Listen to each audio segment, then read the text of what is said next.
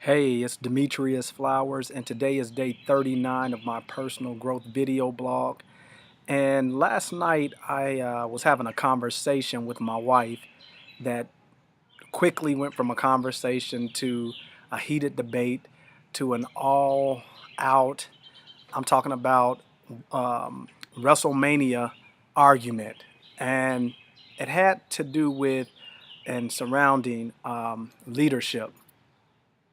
None of us like to admit our our shortfalls or our shortcomings in life, or those things that we're not really good at.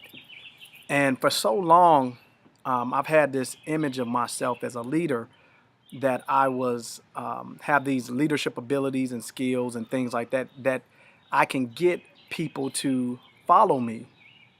But anybody that's in the home-based business or has a home-based business um, knows that um, this business will truly um, have you look in the mirror or show you the reflection of who you truly are as it relates to the characteristics that you possess in leadership. And so we were having this discussion, and it kind of hit me at that moment that, you know, um, I am not, for all practical purposes, a good leader.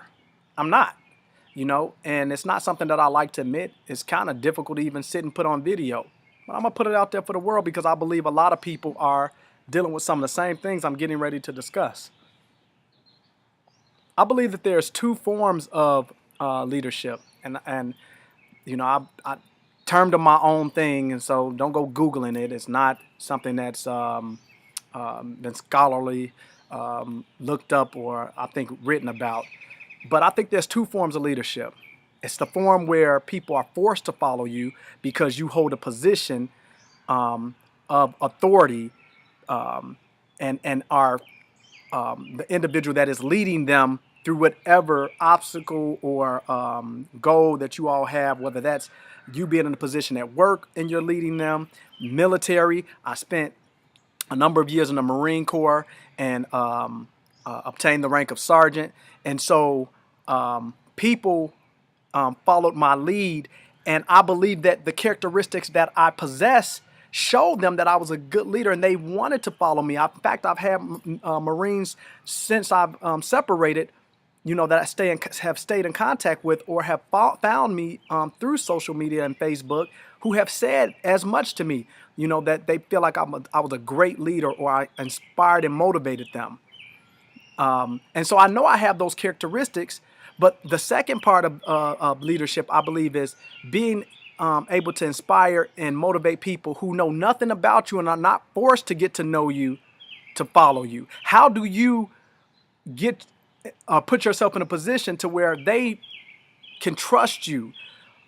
What are some of the things that you can do to get them to trust you? What are some of the things that you can say to have people understand that you really do have their best interest at heart and want to see the very best for them? And I think that's what many of us struggle with as it relates to operating and running our home-based businesses. Yes, you cannot make people do something that they're not willing to do. But I think if we are out here and we're talking to people and we are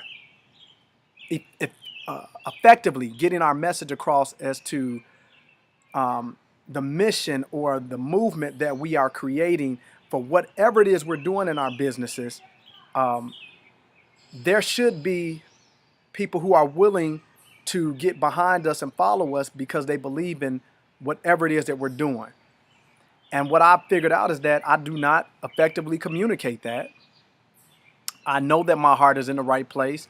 I believe what I do in my home-based business as a Beachbody coach is absolutely revolutionary and amazing, and it's something that people, if presented or spoken to correctly about this opportunity, would want to jump on board and be a part of. And so from that aspect of being a leader that has those type of qualities that people see you and you speak and you open up your mouth and they say, I want to be a part of that. That passion of, this is what I'm doing. And this is the impact we're having on the world. This is the impact we're having on our communities. This is the impact we're having on our families, is something that I am striving to get a hold and grasp of.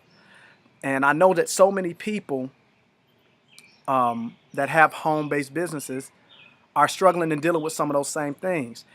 And so just during this conversation last night with my wife, it just kind of dawned on me, you know, um, I'm not as good of a leader as I like to have convinced myself I was. Now, there's a lot of things that I need to do to work on to change what it is that I am doing in my business if I desire to be truly be successful. And everyone that I come into contact with is not gonna right off the back have been able to spend, been forced into a position to spend time with me to make up in their own minds, this is a really good guy and a strong leader, somebody that cares about me and really wants what's best for me. It just doesn't happen like that. Sometimes we meet people and we think to ourselves, this person would be amazing on our team. They would be an amazing person to bring into the team environment. And you have but a split second to present yourself in such a manner that they want to connect with you past that initial communication. And so I know that I have not been effectively doing that. That is something that I desire to work on. And I'm kind of happy that my wife, called me on it. That being said, this is day 39 of my personal growth blog. As always, I hope you got something out of it.